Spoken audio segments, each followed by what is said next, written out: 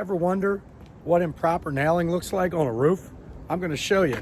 And I mean, it's just common sense stuff. So if you got a roofer that does this, they're either blind, stupid, or an a-hole. Okay, let's say this is your roof here. And I come up here and I'm like, oh, I don't know why it's leaking. Well, first of all, you're supposed to nail up here. You see where it says sure nail?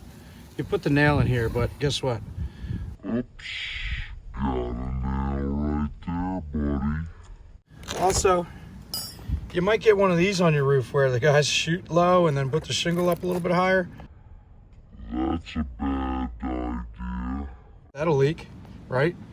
This is obviously going to leak here. If you have a ripped shingle and there's a nail there, that'll leak. And you know, if you want to talk about some improper nailing, you can't nail this far away from the end of the shingle. You got to be at least an inch away, right?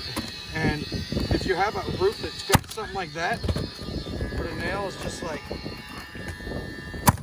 right there in that seam, that's going to leak real bad at some point. So don't improperly nail a shingle, or you will get a leak, and this will blow off. And oh, by the way, you know, this is where you're supposed to nail it. Right there. Right there. Not up here. Not there. Not down here.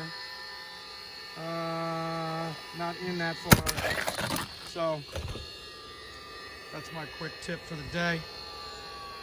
If you want to put a roof on, maybe you just want to know what's right from wrong, there it is.